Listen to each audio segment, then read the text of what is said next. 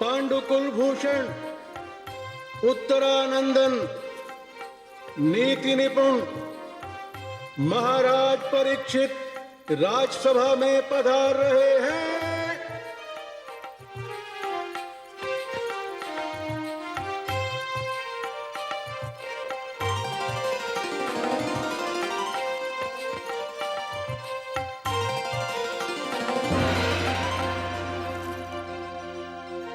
आओ विद्यार्थी, हमारे पास आओ।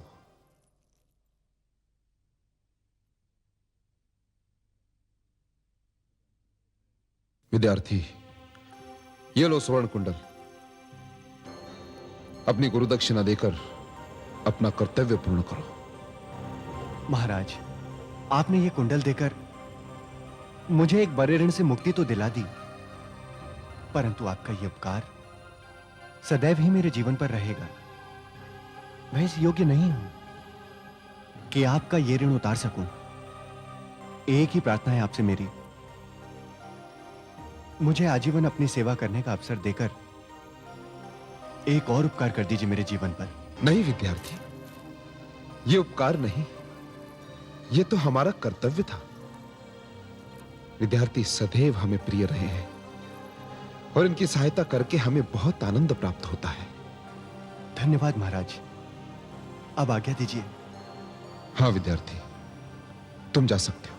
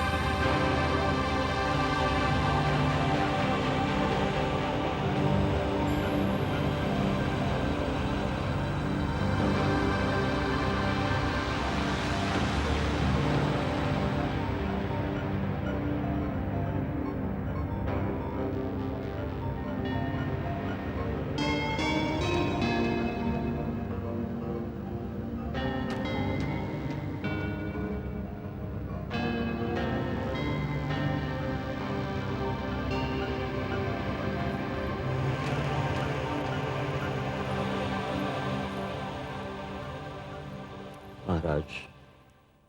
प्रणाम दादाश्री। आप इस समय? हाँ, मैं आना पड़ा मुझे इस समय तुम्हारे पास। मैंने तुम्हें चेतावनी दी थी कि कलयुग का काला नाग फन फैलाए डसने आ रहा है। मैंने तुम्हें सूचित किया था कि ये विनाशकारी आंखें विनाश का प्रकोप लेकर आ रही हैं। मैंने सावधान किया था तुम्हें कि इससे बचना है, किंतु नहीं, तुमने मेरी बात नहीं मानी और वही हुआ जिसका भय था। अब लगता है कि महर्षि व्यास की एक एक बात सत्य होने वाली है। गुरुपत्नी का स्वर्ण के प्रति लोभ, विद्यार्थी का अनुचित मार्ग, राजा का बिना सोचे समझे वचन देना और महारानी का अपने पति को कर्तव्य पालन से रोकना। आप क्या समझते हैं महाराज कि ये सब साधारण घटनाएं हैं? आपने तो स्वप्न में देख लिया था महाराज कलयुग को। उसने जिस प्रकार और जिन स्थानों पर रहने की अनुमति मांगी थी आपसे, उसमें प्रधान स्थान स्वर्ण था। मैंने कहा था आपसे कि यह स्वप्न नहीं है, यथार्थ का संकेत है। फिर भी आपकी चेतना नहीं जागी। कलयुग ने अपना कार्य आपके राजमहल, आपकी राजसभा से आरंभ किया। उसने सिद्ध कर दिया कि उसका निवास केवल स्वर्ण ही है। वो गुरुपत्नी की इच्छा बनकर गुरुकुल से निकला। वो गुरुदक्षिणा बनकर विद्यार्थी के साथ आपके राजमहल में आया। वो राजसभा में राजा का वचन बन गया और महारानी के समक्ष पहुंचकर उसने लोभ और मोह का रूप धारण कर लिया। महारानी के हाथों से निकलकर वो राजा का अभिमान बन गया और अब दान बनकर वो विद्यार्थी के साथ महल से निकल चुका है महाराज, निकल चुका है। अब ये देखना है कि वो कितने रूप धारण करता है, कितना विनाश लाता है, कितने प्रकोप लाता है, कितनी अराजकता फैलाता है। महाराज, हम सोच रहे हैं कि यदि राजमहल उसके प्रभाव से न बच सका तो हमारी प्रजा का क्या होगा? आप सत्य कह रहे हैं दादाश्री। न जाने उस समय क्या हो गया था हमारी सद्बुद्धि को कि हमने आपकी बात नहीं मानी, आपसे परामर्श नहीं किया। दादाश्री, अब आगे क्या करना है? महाराज, कलयुग को रोकना प्रजा के वश की बात नहीं। उसे यदि कोई रोक सकता है तो केवल आप, केवल राजा। इस बात में कोई संदेह नहीं कि कलयुग ने पूरी शक्ति से आक्रमण किया है। उसे मुंह तोड़ उत्तर देना केवल आपका कर्तव्य है। इस लड़ाई में आपके पास जो शस्त्र हैं वो है पांडवों की नीति, आर्यों की परंपरा, धर्म का संयम और हमारा परामर्श और आपका निर्णय। अब यह देखना है कि इस युद्ध में कौन परास्त होता है और कौन विजयी।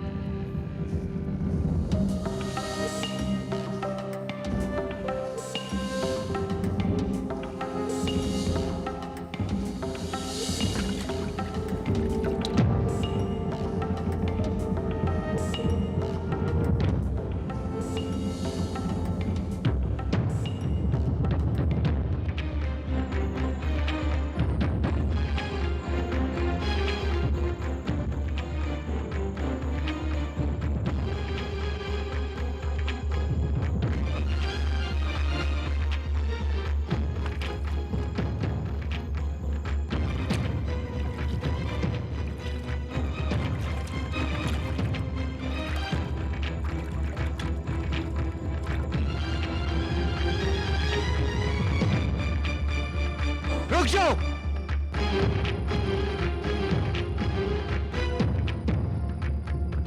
मेरे स्वर्ण कुंडल दे दो मुझे। छोड़ मुझे। नहीं छोड़ूंगा मैं तुम्हें। मेरे स्वर्ण कुंडल दे दो मुझे। अरे क्यों अपनी मौत को निमंत्रण दे रहा है तू? छोड़ मुझे। देखो, मैं विद्यार्थी हूँ। ये स्वर्ण कुंडल मुझे गुरु पत्नी को देने हैं, दक्षिणा में। अच्छा, इतने मूल्यवान कुंडल तू गुरु दक्षिणा में देखा? कहां से चुरा कर लाया से? कहां से चुराया से बोल? अरे भाई, चुरा कर नहीं लाया हूँ। चुराया नहीं है तो क्या ये आकाश से टपके हैं तेरे लिए या धरती से प्रकट हुए हैं? बोल। अरे भाई, दया करो मुझ पर। दया करूं मैं तुझ पर? नहीं कर दी दया। अरे दया करो मुझ पर। अरे तू ऐसे नहीं मानेगा। एक तो मेरे स्वर्ण कुंडल ले लिए, ऊपर से मुझे मार भी रहे हो। क्यों अत्याचार कर रहे हो मुझ पर? मैं अत्याचार कर रहा हूँ? मैं अत्याचार नहीं कर रहा हूँ चोर कहीं के। मैं आनंद उठा रहा हूँ, आनंद उठा रहा हूँ, आनंद उठा रहा हूँ मैं। अरे रुको! अरे अरे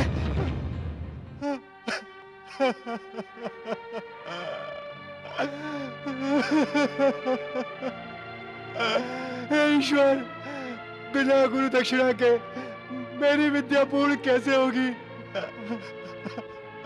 हे ईश्वर।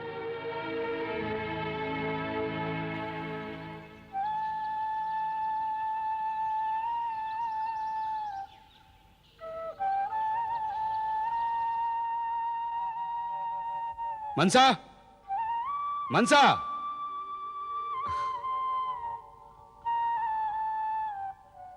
अरे भैया, आप आइए ना भैया।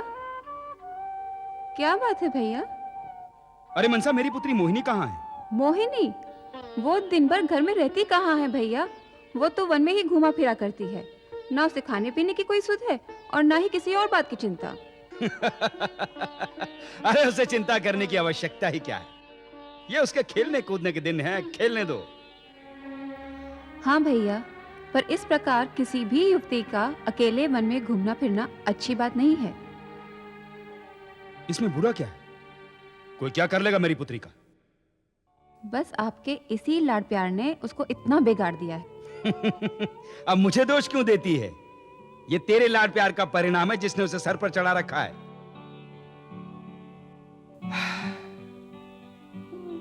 बहुत छोटी थी मोहिनी जब उसकी मां की मृत्यु हुई थी। तूने तो उसे पाल पोस कर बड़ा किया है। तूने उसे मां की कमी का आभास ही नहीं होने दिया। सत्य तो यह है भैया कि आपने इतना प्यार दिया है अपनी इस बहन को कि विवाह पश्चात भी मैं अपने पति के घर नहीं गई। तो क्या हुआ? अरे तू बोझ थोड़ी ही है मुझ पर। मनसा तू मेरी बहन है और मोहिनी पुत्री, और मैं तुम दोनों को ही प्रसन्न देखना चाहता हूं। वो सब तो ठीक है भैया, पर अब आपकी पुत्री विवाह योग्य हो गई है। अरे तू उसकी चिंता मत कर, यही योग्य वर मिल जाएगा उसे। भैया, योग्य वर मिलने से ही तो बात नहीं बन जाती ना, विवाह के लिए धन भी चाहिए। मनसा, धन की चिंता तू अब बिल्कुल मत कर। भैया, आप तो ऐसे कह रहे हैं कि जैसे आपके हाथ कुबेर का धन लग गया हो। बस यूं ही समझ ले, एक ऐसी मूल्यवान वस्तु हाथ लगी है कि वारे न्यारे हो जाएंगे अपने। ऐसी कौन सी वस्तु आपके हाथ लगी है भैया? तुझे दिखाऊंगा तो तेरी आंखें फटी की फटी रह जाएंगी। भैया, पर वो वस्तु क्या है और कहाँ है? दिखाता हूं। ये देख। स्वर्ण कुंडल, ये तो बहुत मूल्यवान है भैया। पर आप ये लाए कहां से? वो लाने की बात तो छोड़, समझ ले रास्ते में पड़े मिल गए, मैं उठा लाया। रास्ते में? ये आप क्या कह रहे हैं भैया? मनसा, अरे मिल गए कहीं से भी, पर ये बता, है ना मूल्यवान? हाँ, मूल्यवान तो है। तो बस समझ ले हमारी सारी चिंताएं दूर हो गई। अरे किसकी चिंता दूर हो गई? मेरे भैया की चिंता, और किसकी? इतने मूल्यवान कुंडल कहां से लाए? वो रास्ते में पड़े मिल गए। इतनी मूल्यवान वस्तु रास्ते में पड़ी मिल गई तुम्हें?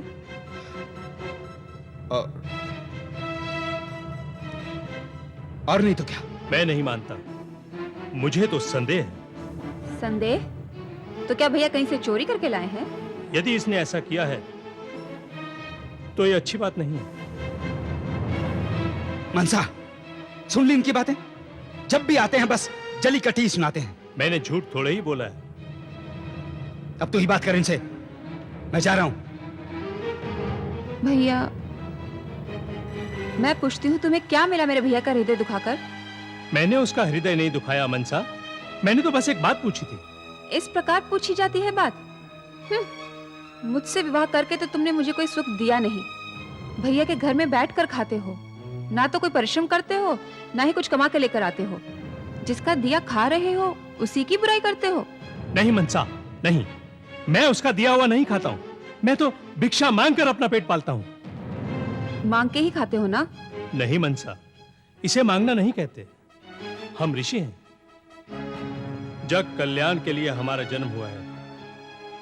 हम लोगों में विद्या का प्रकाश फैलाते हैं, घर घर ज्ञान का दीपक जलाते हैं, इस समाज से अज्ञानता का अंधकार दूर करते हैं।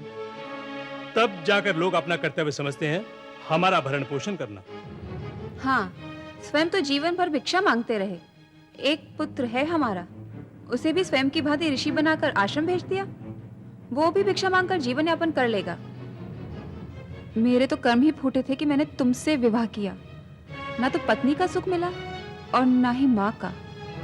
तुमसे विवाह करने से कहीं अच्छा होता कि मैं कुंवारी रहती जीवन भर।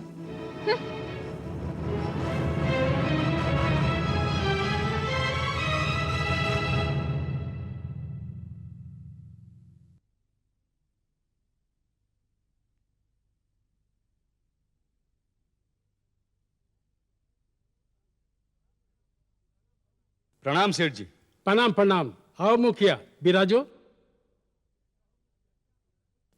कहो कैसे आना हुआ? तुम्हारे पास आने का अर्थ है कुछ लेना या कुछ देना। आज कुछ लेने आए हो या देने आए हो?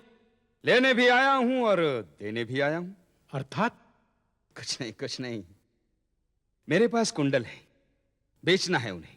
कुंडल बेचना है? अरे दिखाओ दिखाओ।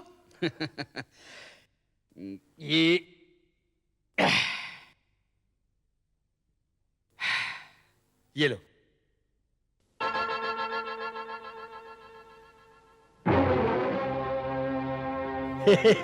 ये तो बहुत मूल्यवान है। हाँ, कुछ धन की आवश्यकता है, इसीलिए लाया हूं तुम्हारे पास। किंतु मुखिया, इतना धन मेरे पास नहीं है इसके बदले में तुम्हें देने के लिए। क्या नगर सेठ, तुम्हारे पास धन नहीं है? मेरा कहने का अभिप्राय ये है, ये बहुत मूल्यवान है, मुझे किसी को भेजना पड़ेगा घर में धन के लिए, तुम्हें थोड़ी प्रतीक्षा करनी पड़ेगी। हाँ तो कर लूंगा प्रतीक्षा, किंतु धन कितना दोगे इसके बदले में आप? अरे मुखिया, मुझ पर विश्वास रखो, जो इसका मूल्य है ना, उससे कम धन मैं तुम्हें नहीं दूंगा। तुम थोड़ी प्रतीक्षा करो। हैं?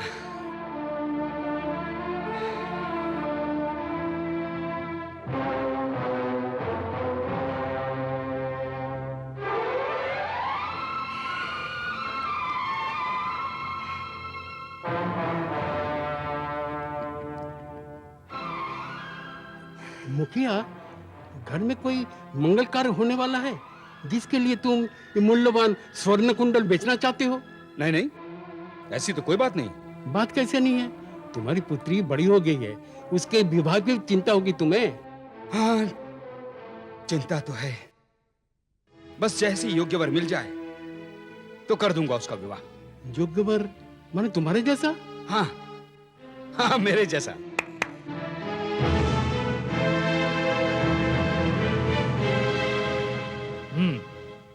इस राज्य में यह अपराध। सैनिक, पकड़ लो इस चोर को। चोर? कौन चोर? कहां चोर? तू और कौन?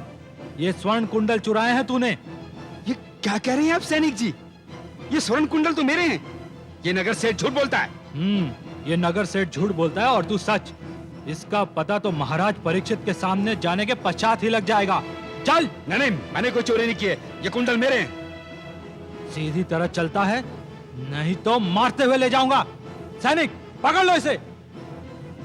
नगर सेठ, तूने अच्छा नहीं किया, बहुत भयंकर परिणाम होगा इसका। अरे चल। धोखा दिया तूने मुझे।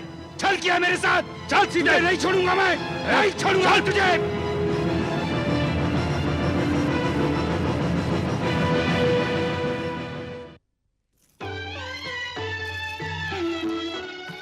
पांडुकुल भूषण, उत्तरानंदन, नीति निपुण महाराज परीक्षित राजसभा में पधार रहे हैं।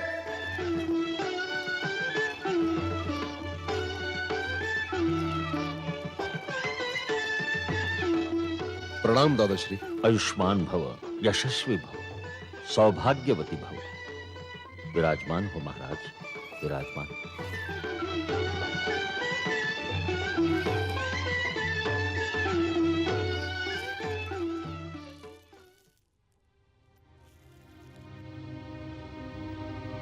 महाराज, खेद है और आश्चर्य भी। हमारे राज्य में एक अनोखी बात हुई है। ऐसी कौन सी बात हुई है महामंत्री जी? महाराज, हमारे राज्य में एक चोरी की घटना प्रकाश में है। चोरी? वो भी हमारे राज्य में?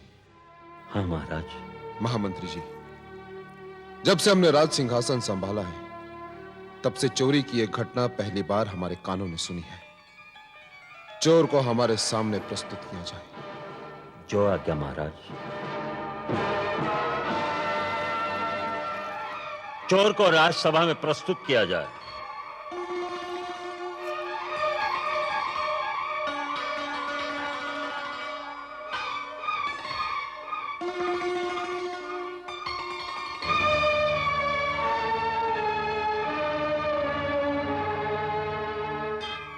यह प्रथम बार है कि इस प्रकार का कोई अपराधी इस राज्यसभा में आया है। महामंत्री जी, इसका अपराध हमें पूर्ण रूप से बताइए। महाराज, ये चोरी की घटना विस्मयकारक और अद्भुत है, जिसकी आप कल्पना भी नहीं कर सकते। ये चोर जो आपके सामने प्रस्तुत है नागवंशीय है। ये अपने नगर सेठ के यहां स्वर्ण कुंडल बेचने गया था। उसकी सूचना सेठ ने हमारे सैनिकों को दी। महाराज, ये सब झूठ है। नगर सेठ ने झूठ कहा है। पता नहीं वो किस लोभ में मुझे फंसाना चाहता है। मुझ पर जिन स्वर्ण कुंडलों की चोरी का दोषारोपण किया गया है वो मेरी पुत्री के हैं महाराज। चुप रहो। चोरी का अपराध करने के पश्चात तुम असत्य बोलकर दूसरा अपराध कर रहे हो। नहीं महाराज, मैं असत्य नहीं बोल रहा हूं। मैंने कोई चोरी नहीं की है। ये मेरे ही स्वर्ण कुंडल हैं। महाराज, मैं कोई निर्धन व्यक्ति नहीं हूं। महामंत्री जी, हमें इसकी बात पर विश्वास हो रहा है। स्वर्ण कुंडल तो किसी के पास भी हो सकते हैं, और वैसे भी हमारे राज्य में स्वर्ण भरपूर मात्रा में है। तो फिर किस आधार पर उस नगर सेठ ने आपको यह सूचना दी कि यह स्वर्ण कुंडल चोरी के हैं, और आपने उसकी बात पर विश्वास करके इसे हमारे सामने लाकर खड़ा कर दिया? महाराज, मेरे पास इस बात का प्रमाण है कि ये कुंडल चोरी के हैं। चोरी के? क्या प्रमाण है आपके पास? महाराज, जब आप इन कुंडलों को स्वयं ध्यानपूर्वक देखेंगे तो आप जान जाएंगे कि ये वही कुंडल हैं जो आपने दान में उस विद्यार्थी को दिए थे। क्या? हाँ महाराज, ये देखिए।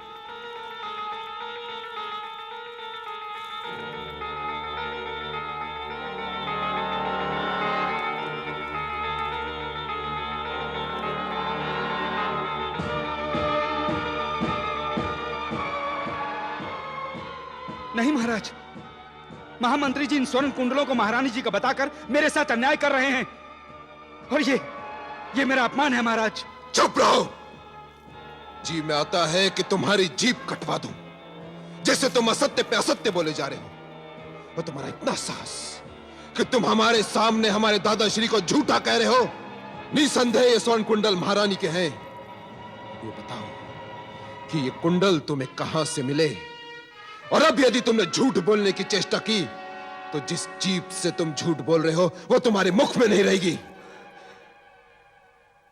क्षमा कीजिए महाराज। ये मुझे रास्ते में पड़े मिल गए और मैंने इन्हें उठा लिया, और भय और घबराहट के कारण मैंने कह दिया था कि ये मेरी पुत्री के हैं। नहीं, तुम अभी भी असत्य बोलकर एक गंभीर अपराध कर रहे हो। ये कुंडल तो हमने विद्यार्थी को दिए थे। अब सच बताओ कि तुमने उस विद्यार्थी के साथ क्या व्यवहार किया। कहीं स्वर्ण के मोह में आकर तुमने उसकी हत्या तो नहीं कर दी? नहीं महाराज, नहीं। सच बताओ, यदि तुम्हारा यह अपराध सिद्ध हुआ तो वासुदेव की सौगंध, हम तुझे ऐसा दंड देंगे कि तेरी आने वाली पीढ़ियां भी कांप उठेंगी। नहीं महाराज, मैं सत्य कह रहा हूं। मैंने किसी की हत्या नहीं की है। यदि हत्या नहीं की तो ये कुंडल तेरे पास कहां से आए?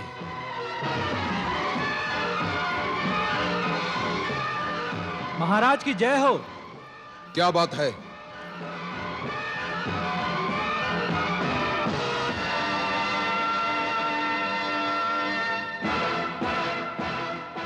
ये आदमी नदी में आत्महत्या करने की चेष्टा कर रहा था, इसलिए मैं इसे पकड़कर यहाँ ले आया। कारण का पता तो चल गया, परंतु तुम आत्मघात करने क्यों गए थे? विद्यार्थी, हमने तुमसे पूछा कि तुमने आत्महत्या करने का प्रयास क्यों किया? महाराज, मेरे अपराध को क्षमा कर दीजिए, क्योंकि मुझ जैसा भाग्यहीन इस संसार में कोई नहीं है। मैंने गुरु दक्षिणा के लिए महारानी के कुंडल मांगे थे आपसे। आपने विशाल हृदय का परिचय देकर उन स्वर्ण कुंडलों को मुझे प्रदान भी किया था, किंतु उन स्वर्ण कुंडलों को कोई डाकू छीनकर ले गया। महाराज, आपने तो मुझ पर दया की, किंतु मैं अभागा उस दया को भी ना संभाल सका। महाराज, मैं कायर हूं, मैं निर्बल हूं। उन स्वर्ण कुंडलों को मैं वापस ना ला सका। महाराज, मुझे क्षमा कीजिए। महाराज, मुझे क्षमा कीजिए। मुझे क्षमा कीजिए महाराज, मुझे क्षमा कीजिए। नहीं विद्यार्थी, तुम तो हमारे दया के पात्र हो, परंतु तुम्हारी समस्या तो वहां की वहां खड़ी है। गुरु दक्षिणा का ऋण भी तुम्हारे सर पर है। महाराज, मैं आत्महत्या करने गया था, क्योंकि अब जीवन भर मैं ये ऋण चुका नहीं पाऊंगा महाराज। महामंत्री जी, प्रकृति का न्याय भी कितना विचित्र है। आज हमारे सामने प्रकृति ने एक पीड़ित और उसे पीड़ा पहुंचाने वाले अपराधी को हमारे सामने लाकर खड़ा कर दिया है। विद्यार्थी, आगे आओ।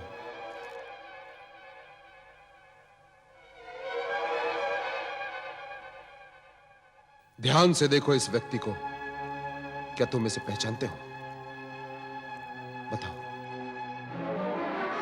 हाँ महाराज, यही है वो डाकू जिसने मेरे स्वर्ण कुंडल चोरी किए थे, मुझे मार पीट कर। महाराज, यही है वो। महाराज, महाराज, इसे जाने मत दीजिए महाराज, इसे जाने मत दीजिए। इससे पूछिए मेरे स्वर्ण कुंडल कहाँ है। महाराज, यही है वो। महाराज, इसे जाने मत दीजिए महाराज, इसे रोकिए। घबराओ मत विद्यार्थी, वो स्वर्ण कुंडल हमारे पास है, इसके पास नहीं। तुम हमारे समीप आओ। आओ।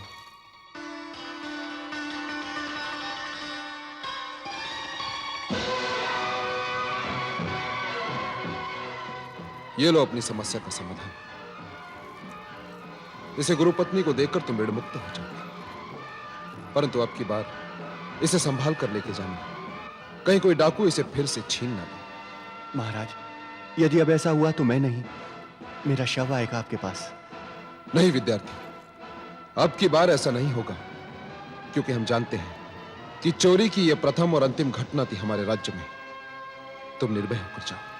महाराज, इस उपकार का ऋण इस जन्म में तो चुका नहीं पाऊंगा मैं, किंतु प्रार्थना है ईश्वर से मेरी कि अगले जन्म में आपका ही सेवक बनाकर मुझे पैदा करे। नहीं, ये ऋण नहीं, ये तो हमारा कर्तव्य था, और हमें हर्ष इस बात का है कि हमने अपना कर्तव्य पूर्ण किया। धन्यवाद महाराज, मुझे जाने की आज्ञा दीजिए। जाओ विद्यार्थी, हम ईश्वर से प्रार्थना करेंगे कि तुम्हारी हर मनोकामना पूर्ण हो। जाओ।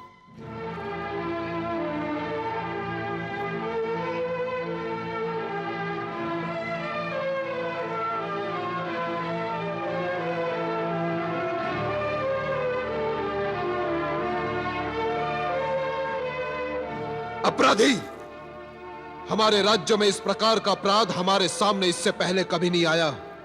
तुमने यह अपराध करके हमारी न्याय व्यवस्था को चुनौती दी है।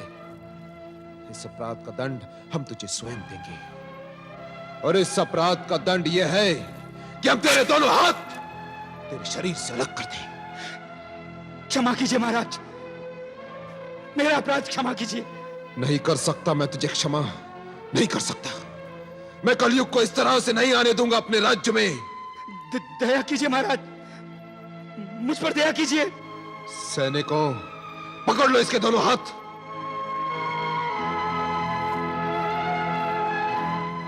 नहीं महाराज, दया कीजिए महाराज, मुझ पर दया कीजिए महाराज। नहीं महाराज, नहीं, दया कीजिए महाराज। महाराज ठहरिए, रुक जाइए महाराज।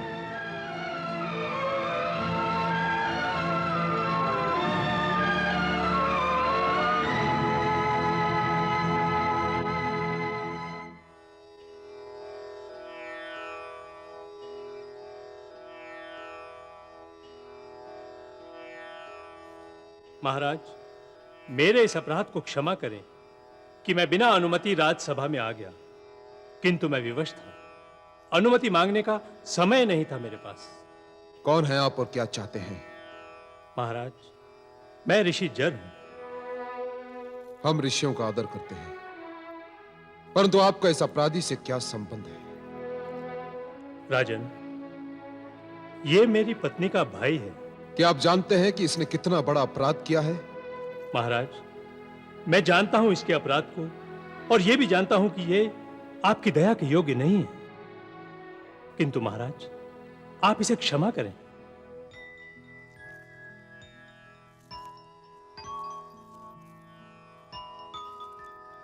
आप ये कैसे कह सकते हैं? महाराज, मैं ये इसलिए नहीं कह रहा कि ये मेरा संबंधी है, इसलिए कह रहा हूं कि ये नागवंशी है, अपने संप्रदाय का मुखिया। इससे पहले इसने कोई अपराध नहीं किया, ये इसका पहला अपराध है। तो क्या पहला अपराध अपराध नहीं होता ऋषिवर। महाराज, अपराध तो हर स्थिति में अपराध होता है, किंतु ये अपराध इसने अपनी चेतना में रहकर नहीं किया। अर्थात? महाराज, इसने विद्यार्थी के हाथ में स्वर्ण कुंडल देखे। स्वर्ण के आकर्षण और उसकी चमक ने इसके हृदय में लोभ पैदा कर दिया। इसकी आंखों में लोभ का उन्माद छा गया। थोड़े समय के लिए यह अपने आप को भूल गया और चल पड़ा पाप की डगर पर।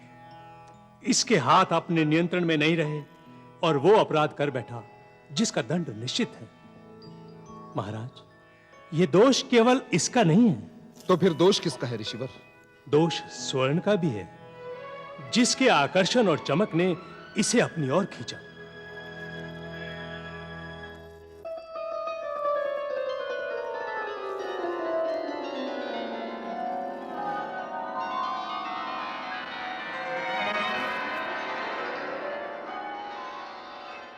महाराज, आप तो जानते हैं, स्वर्ण को कनक भी कहते हैं और कनक धतूरे को भी कहते हैं। कनक में कनक से अधिक मादकता होती है।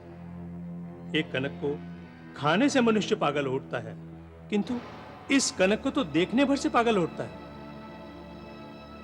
मैं मानता हूं तक्षक दोषी है, किंतु दोष स्वर्ण का भी है। महाराज,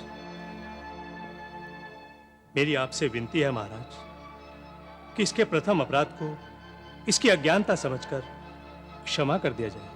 ऋषिवर, हम आपके युक्ति संगत तर्क को मानते हैं कि जितना अपराध इसका है उतना ही अपराध स्वर्ण का भी, किंतु ये दोषी तो है ही।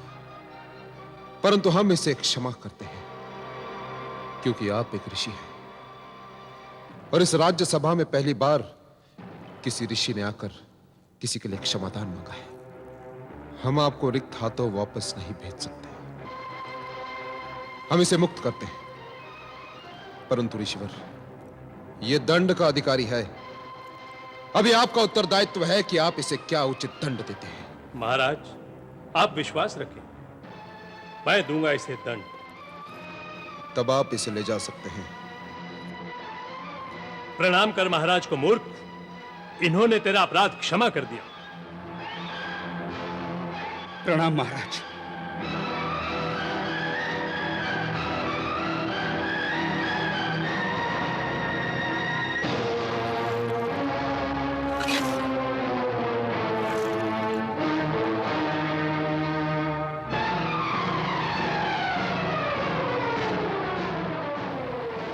महाराज, स्वर्ण ने अब चोर का रूप धारण किया है। महाराज, कलयुग ने तो आपसे 5 स्थान मांगे थे। अब देखना यह है कि वो किस किस रूप में आएगा।